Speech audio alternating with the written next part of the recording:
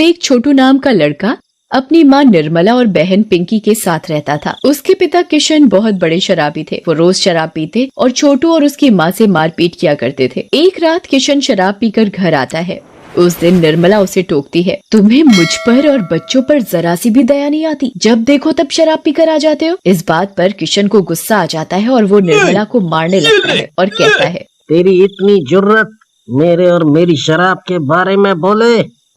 इस घर में रहना है तो चुपचाप पड़े रहो, और हाँ, खबरदार अगर मेरी शराब के बारे में कुछ कहा तो जान ले लूंगा तुम तीनों की। तो ले लो ना जान, वैसे भी क्या बचा है हमारी जिंदगी में, सब कुछ तो बिक गया, बच्चों का स्कूल छूट गया, लेकिन तुमसे ये शराब नहीं छूटती। मुझे तो डर है कि कहीं बच्चे भी ना बिगड़ जाएं। तुम सब नौटंकी करते हो। अरे इतना ही खराब हूँ तो छोड़ दो मुझे और जाकर रह लो कहीं और। ऐसा कहकर किशन वहाँ से चला जाता है। उधर निर्मला और किशन की आवाजें सुनकर छोटू और उसकी बहन भी जाग जाते हैं और रोती हुई निर्मला के पास आते हैं। माँ, क्या हुआ? तुम क्यों रो रही हो? क्या फिर पिताजी ने तुम्हें मारा? वो बहुत गंदे हैं, वो तुम्हें बहुत परेशान करते हैं। जब मैं बड़ा हो जाऊंगा तो इन सब बातों का बदला जरूर लूंगा, तुम चिंता ना करो। छोटू की इस बात से निर्मला डर जाती है और छोटू को बोलती है, अरे नहीं बेटा, ऐसा नहीं कहते, वो जैसे भी हैं तुम्हारे पिता हैं। ऐसा कहकर निर्मला छोटू और चुटकी को गले से लगा लेती है, लेकिन छोटू को रात की बात नहीं भूलती और वो अगली सुबह सोचते सोचते नदी के किनारे उसी पेड़ के नीचे पहुंच जाता है जिधर वो चुड़ैल रहती थी।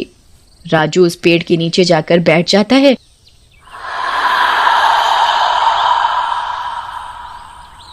तभी चुड़ैल बाहर निकलती है। कौन है तू लड़के, और यहाँ क्यों आया है? क्या तुझे पता नहीं मैं कौन हूँ?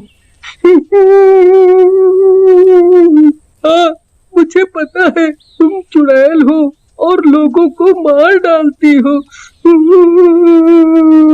लड़के बहुत बहादुर है तू। क्या तुझे मुझसे डर नहीं लगता? क्या कह रही हो तुम? लगता है तुम्हें भी मुझ पर हंसी आ रही है।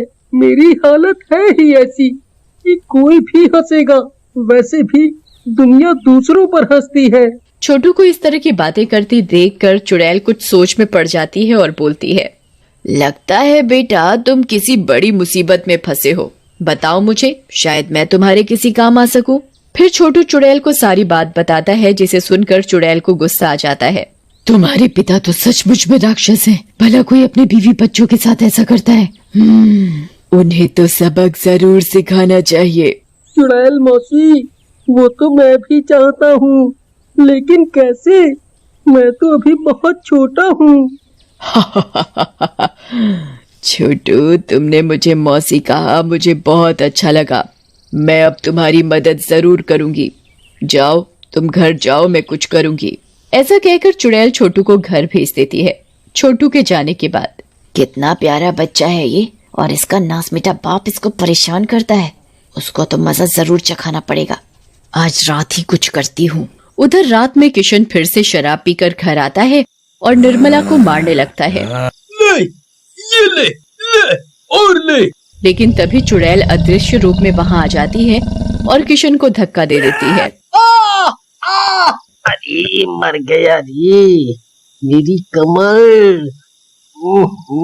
किसने धक्का दिया मुझे? इस बात पर निर्मला को हंसी आ जाती है और वो बोलती है, किसी ने धक्का नहीं दिया तुम्हें शराबी जी, खुद ही गिरे हो नशे में। निर्मला की इस बात पर किशन को गुस्सा आ जाता है और फिर से निर्मला को मारने के लिए आगे बढ़ता है। पागल औरत, एक तो मुझे लग गई है, ऊपर से हंसती है। मैं तुझे छोड़ूंगा नहीं। ऐसा कहकर किशन निर्मला की तरफ बढ़ता है, लेकिन चुड़ैल उसे वहीं पटक देती है। इस बार किशन बेहोश हो जाता है। शोर सुनकर छोटू भी बाहर आ जाता है और खुश होकर ताली बजाने लगता है। खूब मजा आया, खूब मजा आया। खूब मजा आया, खूब मजा आया। चुड़ैल भी अदृश्य रूप से बाहर आ जाती है। चुड़ैल को देखकर निर्मला डर जाती है और छोटू को पकड़ लेती है। चुड़ैल, ये यहाँ कैसे आई? छोटू, मेरे पास आजा। माँ माँ, तुम उनसे डरो मत, ये तो चुड़ैल मौसी है, मैं इन्हें जानता हूँ, ये नदी किनारे रहती हैं। निर्मला बहन, तुम डरो मत, ये छोटू सही कह रहा है, इसी के कहने पर मैं यहाँ आई हूँ। फिर चुड़ैल निर्मला को अपने और छोटू के बीच हुई सारी बात बताती है, जिसे सुनकर निर्मला छोटू को गले लगा लेती है। छोटू मेरे बेटे, तू इतना छोटा है फिर भी माँ की इतनी चिंता है। तेरे जैसा बेटा पाकर मैं धन्य हो गई। उन दोनों को ऐसे रोता देखकर चुड़ैल को भी रोना आ जाता है और वो निर्मला को बोलती है, तुम माँ बेटे का प्यार देखकर मुझे भी रोना आ गया। तुम चिंता न करो बहन, मैं तुम्हारे पति को सुधार के ही दम लूंगी। ऐसा कहकर चुड़ैल किशन के शरीर में समा जाती है और फिर किशन उठ जाता है। हाय हाय, ये किसने मुझे ऐसे मारा? देखो ना, मेरे नाजुक शरीर को जगह जगह से तोड़ डाला है। हाय, अरे माँ, ये पिताजी औरतों की तरह क्यों कर रहे हैं? क्या हुआ इनको? फिर किशन घर से निकल जाता है। घर से निकलते ही किशन के दोस्त रवि और पूरन उसे मिलते हैं और उसे बुलाते हैं। अरे किशन भाई, कहाँ जा रहे हो? कई दिनों से मिले नहीं, जरा हमारे पास भी आओ। हाय हाय मेरे आशिक, आजा मेरे पास, इतना बेकरार क्यों है? अरे रवि भैया, इसको क्या हुआ है? ये औरतें जैसे क्यों कर रहा है? हम तो कहत है भाग लो, कहीं अपनी इज्जत का जनाजा ना निकल जाए। ऐसा कहकर रवि और पूरन वहाँ से भाग जाते हैं। उधर किशन भी रात में कहीं चला जाता है। अगली सुबह किशन वापस गांव आता है। उधर रात में हुई छेड़खानी के बारे में रवि और पूरन गांव वालों को बताते हैं। तभी सरपंच जी भी वहाँ आ जाते हैं। सरपंच जी को देखकर किशन उनकी तरफ बढ़ता है। हाय हाय, क्या जवानी से फर्क उठा है? एक बार मेरे पास तो आजा, मेरी जवानी के छटके। आजा राजा बंगले के पीछे मेरी बेरी के नीचे, आजा आजा। बड़ा ही अश्लील हो गया है ये किशन, लगता है इसको शराब चढ़ गई है, इसका नशा उतारना पड़ेगा। सरपंच जी के कहने पर गांव वाले पानी से भरी बाल्टी लाते हैं और किशन के ऊपर फेंक देते हैं। किशन पूरा गीला हो जाता है। हाय, मेरे फूलों से शरीर पर इतना पानी क्यों डाल रहे हो? करम चलो, पाप लगेगा तुम्हें, पाप। तभी रवि बोलता है, सरपंच जी, मुझे लगता है इस पर चुड़ैल का साया चढ़ गया है, इसलिए ये ऐसी हरकतें कर रहा है।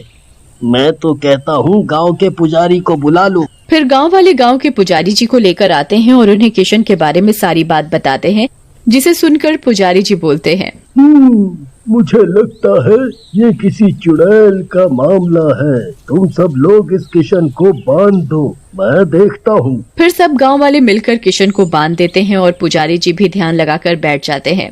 थोड़ी ही देर में चुड़ैल किशन के शरीर से बाहर आ जाती है। चुड़ैल, बता, इस किशन के शरीर में क्यों आई है? बाहर आ और सारी बात बता, क्यों परेशान कर रही है? इस दुष्ट ने शराब के नशे में छोटू और अपने परिवार का जीना मुश्किल कर दिया था। इसी को सबक सिखाने के लिए मैं इसके शरीर में रह रही थी। तू आ तो गई है चुड़ैल, लेकिन जा नहीं पाएगी, मैं तुझे भस्म कर दूंगा। तब तक छोटू और निर्मला भी आ जाते हैं और पुजारी जी को रोक लेते हैं। जरा ठहरिए पुजारी जी, आप इस अच्छी चुड़ैल को तो भस्म करने जा रहे हैं जिसने हमारी मदद की, लेकिन इस शराबी किशन का क्या?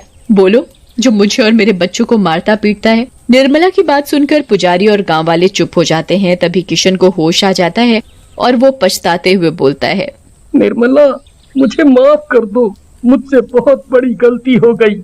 मैंने तुम्हारे और बच्चों के साथ बुरा बर्ताव किया, मैं शराब छोड़ दूंगा। मेरे यहाँ आने का मकसद पूरा हुआ, अब मैं चली। रुक जाओ चुड़ैल मौसी, रुक जाओ, मत जाओ। मुझे जाना होगा, तुम्हारे जैसे और भी परेशान लोग हैं इस दुनिया में, उन्हें भी मेरी जरूरत होगी। इतना बोलकर चुड़ैल गायब हो जाती है।